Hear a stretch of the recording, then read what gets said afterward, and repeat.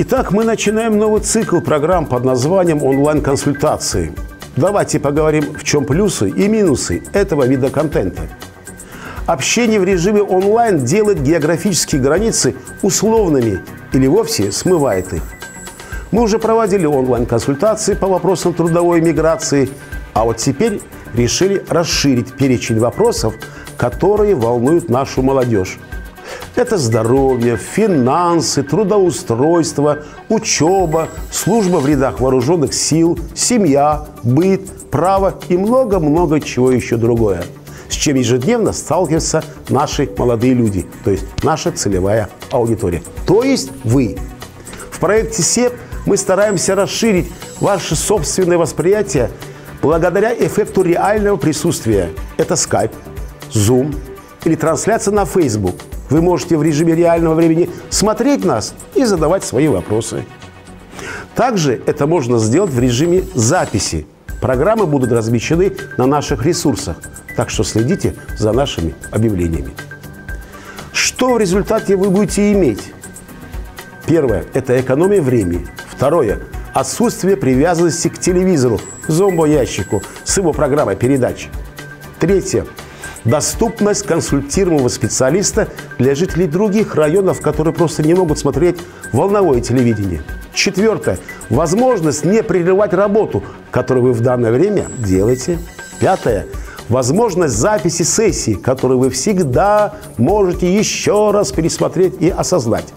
И шестое – личный комфорт и психологическая безопасность. Да, несомненно, есть и минусы, но они, так скажем, минимальные. Но это прежде всего низкое качество связи, иногда отсутствие интернета. Второе – это сбой технических средств, зарядка или глюк ваших гаджетов, смартфонов, планшета или ноутбука.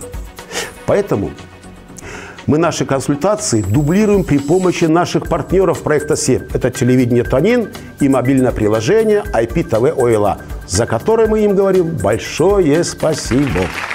Так что смотрите нас на всех платформах, где есть проект СЕП. Бичнау, Бубин, в Биомус. Ну что, поехали, смотрим первую консультацию.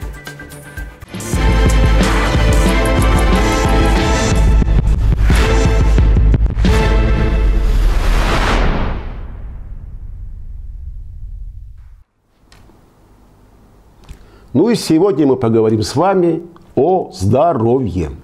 Здоровье подростков. Здоровье реально самое большое наше богатство.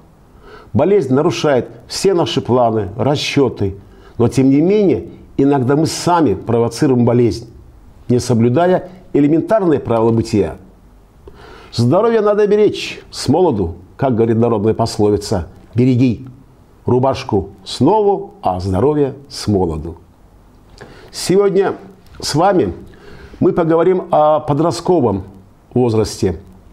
Это переходная фаза роста и бурного развития между детством и взрослой жизнью. Рекомендую данную программу посмотреть не только детям, юношам, девушкам, но и их родителям. Пусть это будет такой некий семейный просмотр. Подростковый возраст обычно варьируется от 10 до 19 лет. В этот период временно с подростками происходит множество изменений физических, интеллектуальных, эмоциональных, личностных и социальных. Когда подросток взрослеет, забота о здоровье становится уже его личной задачей. Он уже в состоянии самостоятельно оценивать свое самочувствие, состояние, сформировать свою жалобу, попросить о помощи родителей или родных.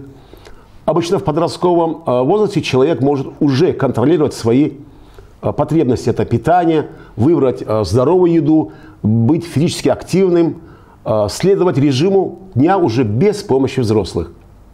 Подросток может следить за своей чистотой сам, чистота одежды, постельного белья, за порядком в своей комнате. В этом возрасте важно начать заботиться о своем здоровье и вести здоровый образ жизни. Давайте рассмотрим, как все-таки работает наш организм, организм человека. Тело человека – это слаженный механизм, в котором одновременно работают несколько систем. которые поддерживают нашу жизнь. Это сердечно-сосудистая система, дыхательная система, пищеварительная система, иммунная система, которая защищает нас от чужеродных бактерий и микроорганизмов. Это нервная система, которая отвечает за движение, передает сигналы всем органам костно-мышечной системы, которая защищает наше тело и наши органы от внешнего влияния. Чтобы расти и правильно функционировать, организму нужна энергия. Источник энергии, конечно, это еда. Важно, чтобы каждая система, каждый орган были здоровыми. А теперь рассмотрим, что может навредить нашему здоровью, или вернее вашему здоровью, молодому организму. Это переедание, это лишний вес, это избыток потребляемого сахара, курение, алкоголь, энергетики, малоподвижный образ жизни и чрезмерное увлечение гаджетами, недостаток сна, несоблюдение личной гигиены. А как сберечь и укрепить и сохранить здоровье? Давайте рассмотрим. Укрепить защитные силы организма поможет соблюдение принципов здорового образа жизни. Давайте разберемся в каждом из них. Это здоровое питание. Режим питания – очень важный элемент. Пропуск приема пищи может иметь негативные последствия. Особенно для растущего организма. Завтракайте каждый день, не пропускайте обед и ужин. С питанием наши организмы должны поступать основные витамины и минеральные соединения. Поэтому надо разобраться в этом, не исключать из рациона ни белки, ни клетчатки, ни углеводы. То есть в течение дня нужно обязательно съесть углеводородные продукты. Это хлеб, кашу, картофель, фрукты обязательно, овощи, молоко или молочно-кислые продукты, мясо или же яйцо. Между основным приемом пищи должен быть маленький перекус. Можно взять с собой что-то полезное, например, яблоко, банан или бутерброд с сыром.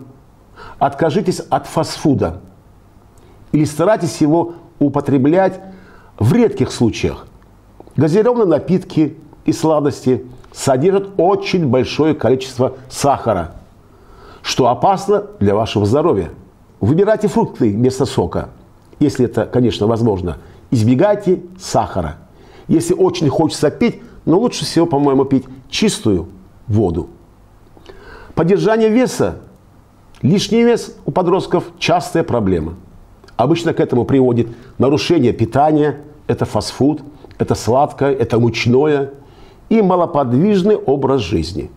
Обычно всего один прием пищи, состоящий из еды быстрого приготовления, например, лапша быстрого приготовления, бургеры, плюс мощная газировка или сладкий десерт, может содержать больше калорий, чем требуется человеку на целый день. Вот представьте себе, эта привычка приводит к лишнему весу. Некоторые пытаются похудеть с помощью разных диет, пропуска приема пищи. Эти подходы к похуданию опасны для нашего организма. Мы недополучаем питательные вещества, которые нужны для роста организма. Также вероятны срывы в виде переедания. Серьезное расстройство уже ведет к пищеварительному тракту, который приведет наш организм к опасным заболеваниям.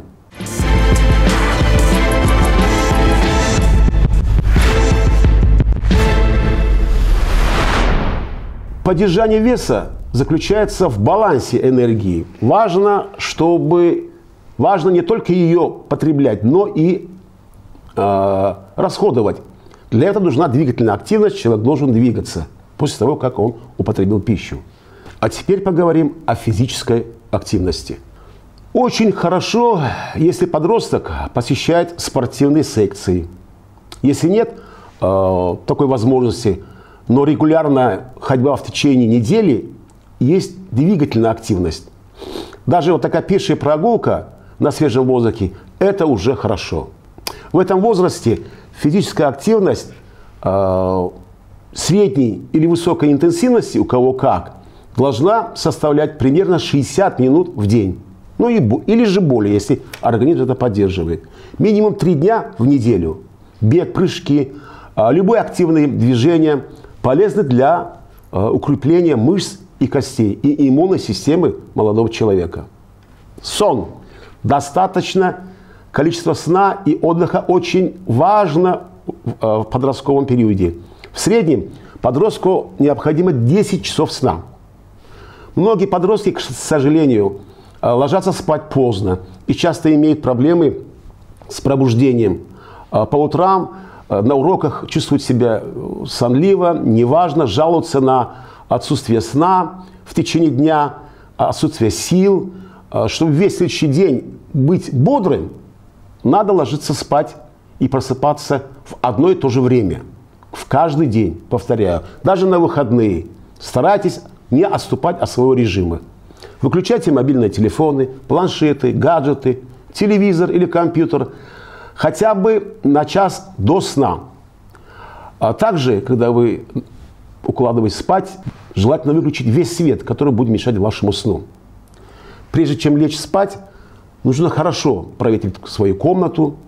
Опять же говорю, выключить ночники, свет и спокойной вам ночи. Давайте поговорим о личной гигиене. Вот список гигиенических привычек, которым должен следовать каждый молодой человек. Душ или ванна каждый день, это обязательно. Часто мыть руки с мылом. Регулярное мытье головы, волос. Расчесывать волосы каждый день. Чистить зубы, ну, конечно, 2 раза в день. Ежедневная смена нижнего белья, ношение чистой одежды.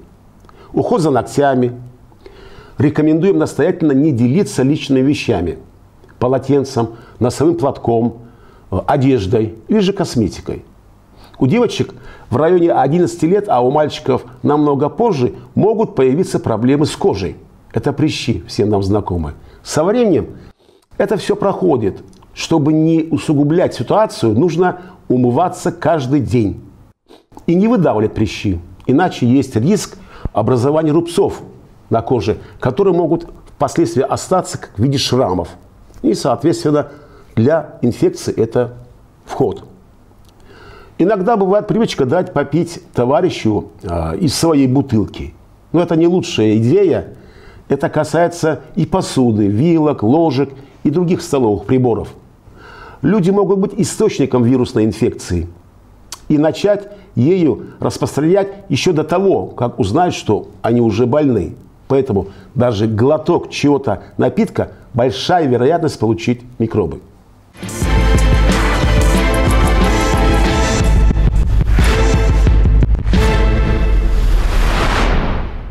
А девочкам мы не советуем совместное использование гигиенической или же декоративной помады. Риск передачи герпеса, простуды на губах. А если использовать чужую тушь и кисточку для нанесения этой туши, можно получить микроорганизмы, которые вызывают конъюнктивит. Это воспаление слизистой оболочки глаза. Также важно говорить о медицинской активности. Человеку любого возраста важно своевременно обратиться к врачу. Если появились какие-то симптомы, жалобы, например, если регулярно беспокоит головная боль, врач определит причину недомогания и назначит лечение. Вероятно, причина – утомление или же коррекция режима дня. И все проблемы будут решены. Также с зубной болью лучше сразу идти к врачу. В противном случае, если это кариес, может развиться глубокое поражение, и лечение будет вам более сложным и более болезненным. Также не зря организованы медицинские осмотры. В ходе вот таких медицинских осмотров при прохождении у узких специалистов можно вовремя обнаружить, например, нарушение зрения и вовремя принять соответствующие меры, держать эту проблему уже на контроле. Также в ходе медицинского осмотра обычно врач проверяет весь наш организм. Все ли у нас нормально, все прививки сделаны или нет, все вакцинации сделаны или нет. Это защищает нас от рисков, будущих рисков, которые, возможно, могут быть. А давайте поговорим теперь о вредных привычках. Наиболее распространенными у молодых это является курение и употребление алкоголя. Курение может превратиться в пожизненную зависимость, от которой очень трудно избавиться. Кроме зависимости, употребление табака или курение электронных даже сигарет очень опасно для здоровья. Электронные сигареты, как и обычные сигареты, они тоже содержат никотин, что также приводит к зависимости от сигарет. Исследования показали, что когда подросток начинает курить вейпы, электронные сигареты, увеличивается вероятность того, что в будущем он будет уже курить настоящие сигареты. Курение опасно тем, что может вызвать поражение органов дыхания вплоть до рака легких. Курение носит вред почти каждому органу нашего тела и негативно влияет на общее состояние организма и здоровье человека. Если вы заболели, нужно оставаться желательно дома, чтобы не подвергать риску заражения других наших домочадцев и друзей, или же работников. Поэтому берегите себя, укрепляйте здоровье и готовьтесь к взрослой жизни.